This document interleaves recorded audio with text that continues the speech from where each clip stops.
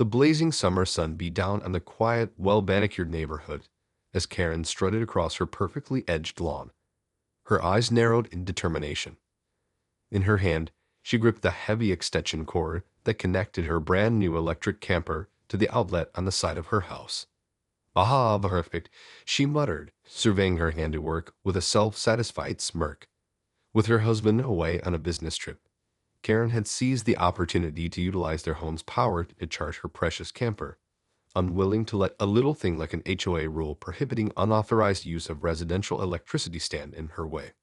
Just as she was about to turn and head back inside, a movement in the corner of her eye caught her attention. Whirling around, she found herself face to face with her next-door neighbor, Sarah, who was standing on her own porch, arms crossed and eyebrow raised. "Karen, what do you think you're doing?" Sarah asked, her voice dripping with disapproval. Karen's eyes narrowed further as she squared her shoulders, refusing to be intimidated. "I'm charging my camper, Sarah." "What does it look like I'm doing?" Sarah's frown deepened. "You know the HOA rules don't allow that. You could get fined, or even worse, have your electricity cut off." "Push, the HOA can't tell me what to do with my own property," Karen scoffed, waving a dismissive hand. "And as for the electricity, well, they'll have to catch me first." With that, she turned on her heel and stalked back into her house, slamming the door behind her. Sarah watched, shaking her head in disbelief, as the extension cord snaked across the yard, powering Karen's camper. Little did Karen know, however, that her neighbor had a plan of her own. Later that evening, as the sun began to dip below the horizon, Sarah emerged from her house, a mischievous glint in her eye. Carefully, she approached the extension cord, her fingers nimble as she began to tinker with the wiring. "Let's see how you like a little taste of your own medicine, Karen," she murmured, a smirk spreading across her face. Moments later, the sound of a startled yelp echoed through the neighborhood, followed by the unmistakable crack of electricity. Karen burst out of her front door, her hair standing on end, and her face a comical mask of shock and outrage. "What the?" she sputtered, staring at the sparking extension cord in disbelief. Sarah couldn't help but let out a burst of laughter, drawing Karen's enraged gaze. "You!" Karen screamed, pointing an accusatory finger at her neighbor. "You did this, didn't you?" Sarah raised her hands in a placating gesture, though the amusement in her eyes was impossible to hide. Now, Karen, I have no idea what you're talking about. Maybe you should be more careful with your electrical connections." Karen's face turned an alarming shade of red as she sputtered and fumed, her hands clenching into fists at her sides. This was not the end of this battle, and she was determined to get the last word and the last laugh. The next morning, Karen woke up with a renewed determination to reclaim her power, literally and figuratively. As she sipped her coffee and stared out the window at her now powerless camper, her mind raced with a plan to get even with her neighbor Sarah. Slamming her mug down on the counter, Karen marched out the front door, her eyes narrowed in a fierce scowl. She stomped across the well-manicured lawn, the extension cord still snaking across the grass, and pounded on Sarah's door. When Sarah finally answered, her expression shifted from one of mild surprise to barely contained amusement. "Why, good morning, Karen," she said, leaning against the doorframe with a knowing smile. "To what do I owe this pleasure?" Karen's nostrils flared, and she thrust a finger in Sarah's face. "You know exactly what this is about. You conniving little—" Now, let's not get too worked up," Sarah interrupted, raising a hand to calm her irate neighbor. "Why don't you come in and we can discuss this like civilized adults?" Fuming, Karen reluctantly followed Sarah into the house, her gaze darting around the room as she took in the neatly organized bookshelves and the cheerful, sun-filled atmosphere. "All right, Sarah, let's cut to the chase," Karen said, crossing her arms over her chest. "What the hell did you do to my camper last night?" Sarah feigned innocence, her expression perfectly neutral. "I'm afraid I don't know what you're talking about, Karen. I was in my house all evening, minding my own business." "Don't give me that innocent act," Karen spat, her face flushing with anger. "I know you did something to that extension cord. My camper is completely dead, and it's all your fault." Sarah shrugged, her lips twitching with amusement. Well, if your camper is dead, maybe you should consider following the HOA rules and not using our residential electricity without permission. Karen's eyes widened, and she opened her mouth to retort, but Sarah raised a hand to silence her. Now, Karen, let's not get carried away here. I'm sure we can come to some sort of understanding. After all, we're both reasonable adults, aren't we? The implication in Sarah's words was clear, and Karen felt her stomach twist with a mix of anger and unease.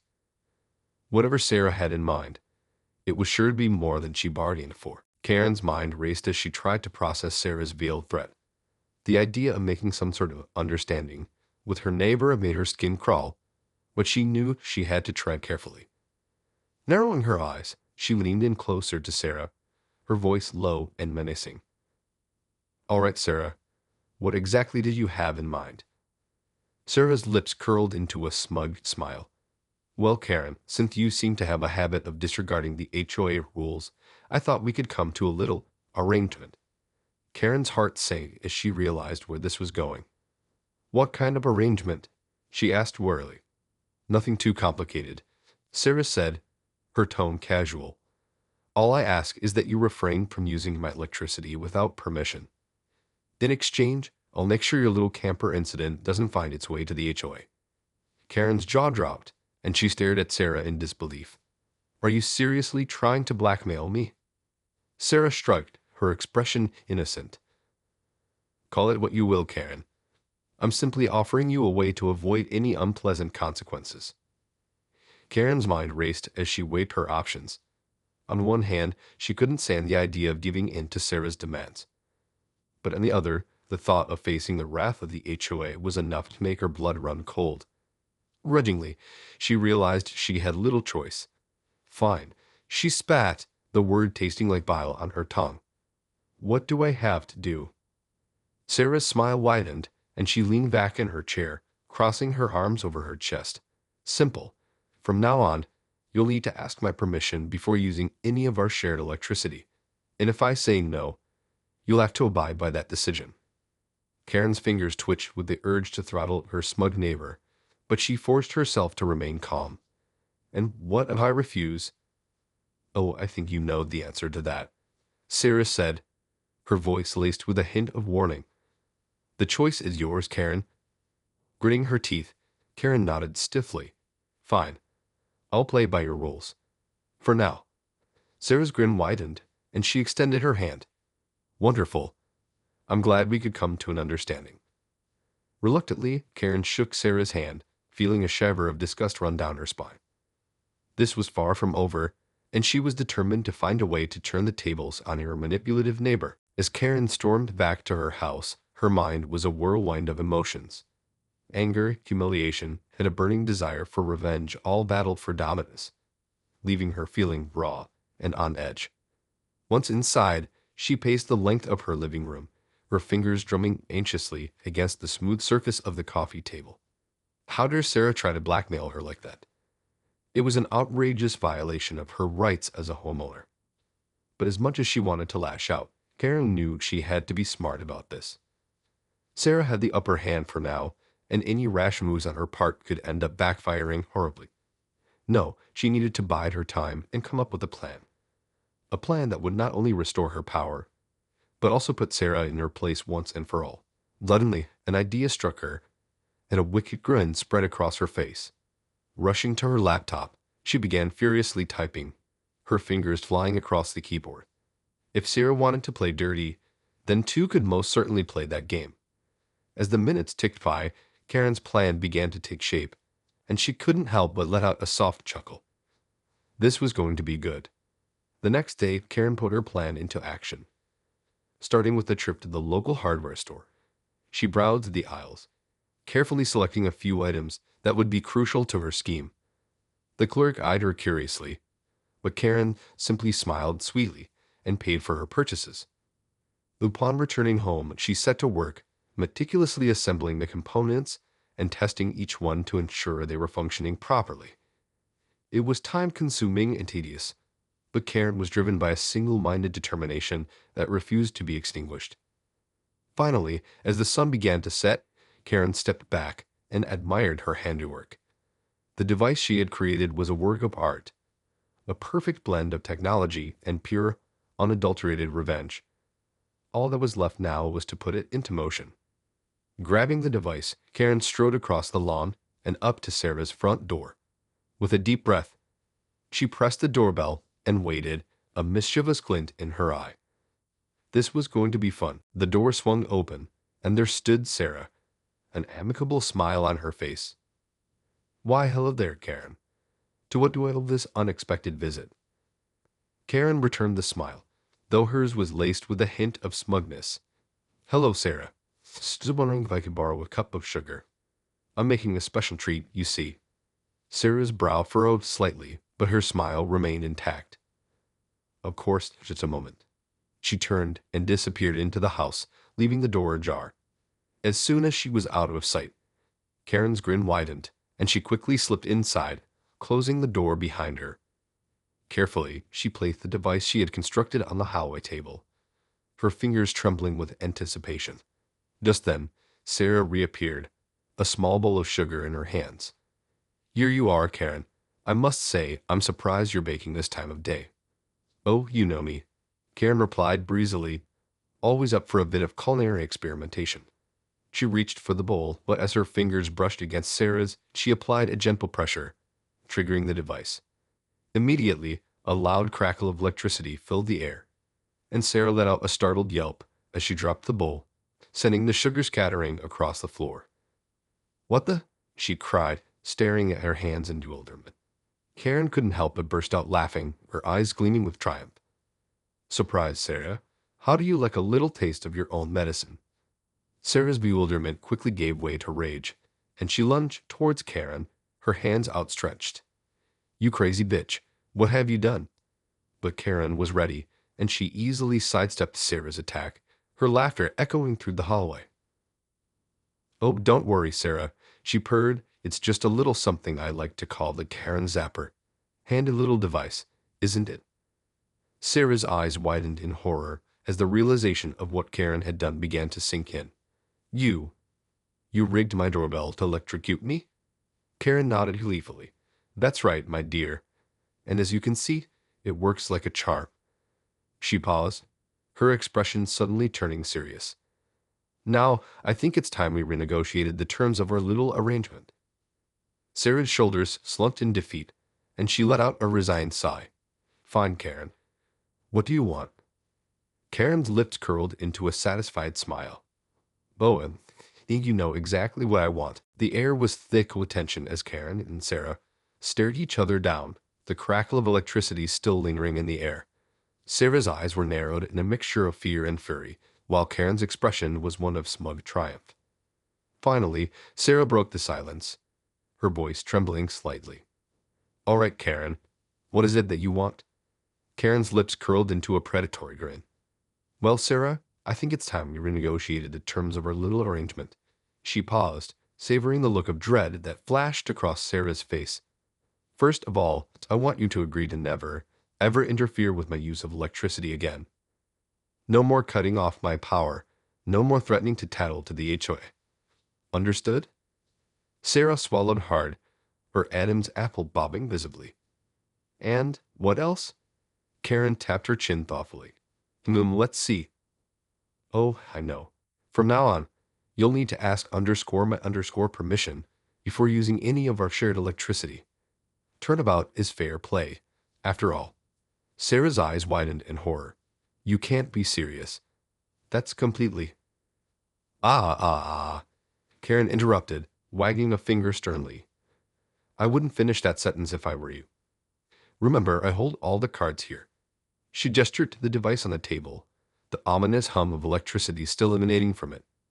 Defeated Sarah slumped her shoulders in resignation. "Fine, Karen. I'll agree to your terms." Karen's grin widened. "Excellent. I knew we could come to an understanding." She paused, her expression suddenly turning thoughtful. "You know, Sarah, I have to hand it to you. You really had me going for a while there. But I'm afraid you've met your match in the great Karen." Sarah gritted her teeth, clearly struggling to maintain her composure. "Yes, well, I suppose I underestimated your resourcefulness. Karen chuckled, her eyes gleaming with amusement. That's right, my dear. And don't you forget it. She paused, her expression suddenly turning serious. Now, I think it's time you went and repaired that little electrical mishap of yours. Wouldn't want the whole neighborhood to know about our little arrangement. Now would we? Sarah nodded stiffly, her face flushed with humiliation. Yes, of course. I'll get right on that. As Sarah turned to leave, Karen called out, Oh, and Sarah, if you ever try to double-cross me again, you'll be in for an _shocking_ surprise. Sarah's only response was a low, defeated groan as she disappeared into the house, leaving Karen alone with her triumphant grin. In the days that followed, an uneasy truce settled over the neighborhood. Karen continued to utilize the shared electricity with impunity, while Sarah meekly acquiesced to her demands, her once proud demeanor now tinged with a sense of resentment and shame.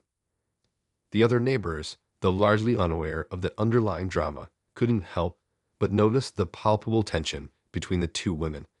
Whispers and speculation began to circulate, fueling the growing sense of unease.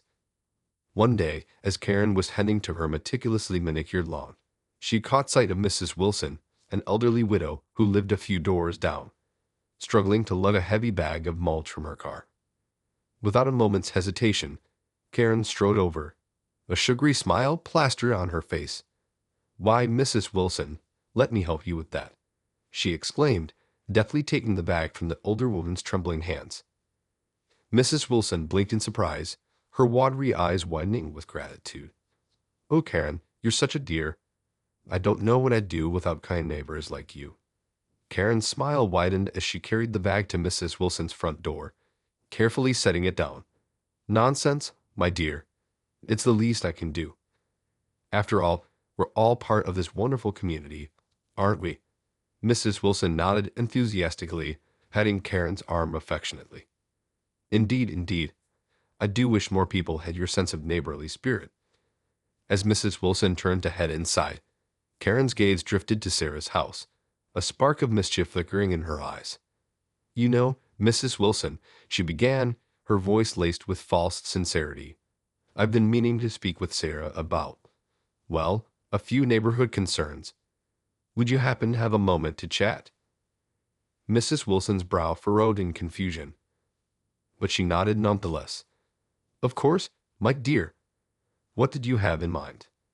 Karen's lips curled into a devious smile. Well, you see, it's about the use of our shared electricity. I've been having a bit of a disagreement with Sarah on the matter, and I was hoping you could help me straighten things out. Mrs. Wilson's eyes widened, and she glanced nervously toward Sarah's house. Oh my, that does sound like a tricky situation. I'm not sure I'd be the best person to mediate, but I'd be happy to lend an ear if you'd like. Karen's smile only grew wider. Splendid. Let's head inside and discuss it, shall we? As the two women disappeared into Mrs. Wilson's house, the wheels in Karen's mind were already turning. She may have won the battle, but the war was far from over. There were still a few more moves left to play. The following week, the entire neighborhood was abuzz with the news of Karen's latest exploits. Word had quickly spread about her confrontation with Sarah and the mysterious Karen Zapper device, and the other residents were divided in their reactions. Some, like the elderly Mrs. Wilson, were quick to come to Karen's defense, painting her as a victim of Sarah's alleged misdeeds. Others, however, were considerably less sympathetic, viewing Karen's actions as nothing more than a petty power grab. Tensions within the community reached a fever pitch when the HOA board called an emergency meeting to address the growing unrest. As the residents gathered in the community center, the air was thick with anticipation and unease. At the front of the room, the HOA president, a stern-faced woman named Mrs. Cranston, cleared her throat and addressed the crowd. Ladies and gentlemen, thank you all for coming. As you're aware, we've been made aware of some concerning incidents within our community, specifically the unauthorized use of residential electricity and the alleged tampering with electrical devices. She paused, her gaze sweeping across the room, her expression unreadable. Now, I want to make one thing perfectly clear. The HOA does not condone any actions that could jeopardize the safety and well-being of our residents.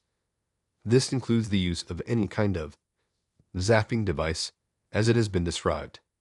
Karen shifted uncomfortably in her seat, her eyes darting around the room. She could feel the weight of the other residents' gazes, and a prickle of unease crept up her spine.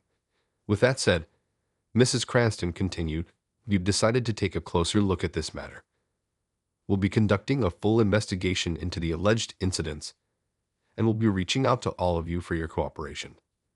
A murmur rippled through the crowd, and Karen felt her heart begin to race. This wasn't part of the plan. She had expected the HOA to simply turn a blind eye, as they often did when it came to her antics. As the meeting wore on, the details of the investigation began to emerge, and Karen's stomach sank with each passing moment.